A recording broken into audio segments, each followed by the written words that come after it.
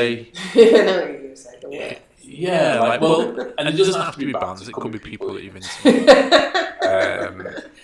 Because, like, you know, there's obviously trash, and it's I'm not going to say, like, there's no only top, your opinion, there's no top 5 or anything like that, do you know what I mean? I'm not going to sit here and trash people. But I'd say people that I've not had very pleasant experiences with. I think the main one would be Lucy Spraggan. So if anyone's watching, they probably know Lucy from The X Factor. But before The X Factor, because of our house, I was a judge on something called Live and Unsigned, which was kind of like a mini X Factor. It was for live bands and live performers.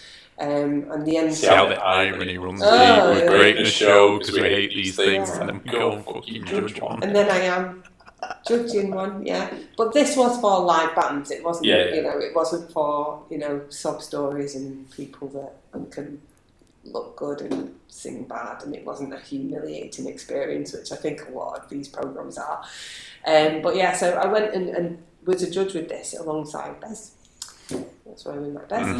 Mm-hmm. So Lucy was a part of that. So the end goal of the Live and Unsigned thing was that you got to play the O2 in London, you know, big like headline show and stuff. So Lucy was part of that, and I remember her performance was amazing. I just remember, like, out of like the whole day, she was the standout performer. So she, like, her songs were humorous.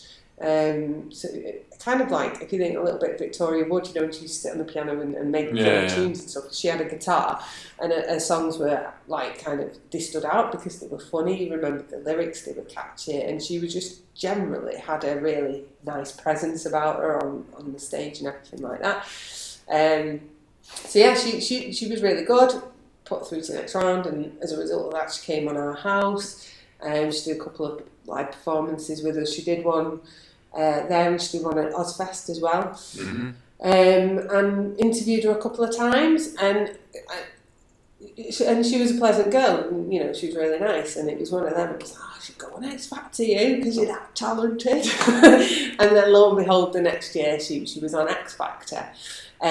So we'd kept in touch, we communicated, messaged a few, you know, and tweeted and things like that.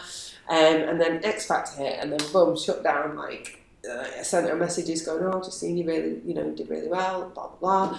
Sent her tweets in terms of like the stuff that we put out. You know, can you drop us a retweet? Can you do this? Can you do that? And she, you know, nothing. I never heard a single thing back from her at all. And it was like, well, X Factor's hit. That's understandable. Do you know what I mean? I don't think you're a knobhead. That's completely understandable. You know, a lot of things they put restrictions on. You know, you might not be able to retweet it because you're part of their brand now or whatever. Fine.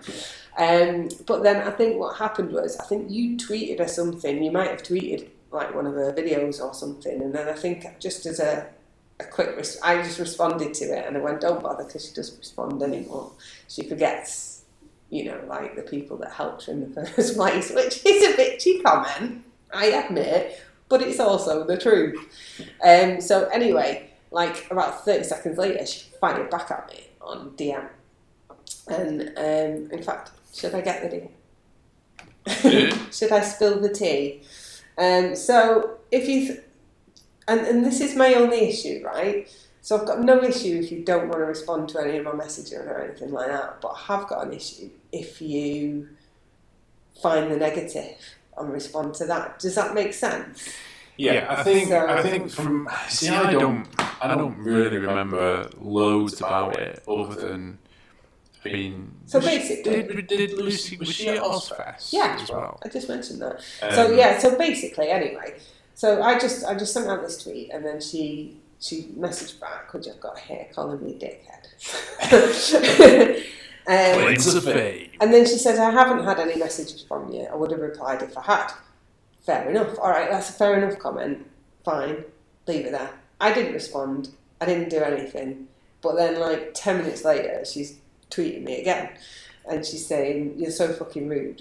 I've got the most hits for your video and for your channel and stuff like that. And it's like, again, right, fine. Do you know what I mean? Like, I didn't reply. I didn't respond and left it. 10 minutes later, she's messaging me again. And she's saying again that I'm looking rude and that she gets 6 tweets a minute, so she can't catch everything. And like, to me, again, for me to send that message initially, yeah, do you know what I mean? It was a bit of a bitchy comment. But for the text messages and the tweets and everything to be ignored, and then that just that one to get message. It's like the one that filters through is the one, yeah. And it's like, so to me, you can't be a pleasant person to only weed out that negative. And I didn't engage in it, so you know what I mean? Like, I didn't have an argument. I didn't go back and forth and say and I didn't call her any names or anything like that. But it was just like, so it must have gone under her skin a little bit for me to say that. But then it's just message. I just thought, well, you know, so that's kind of like a bad experience I've had off the back of someone that's been on our house.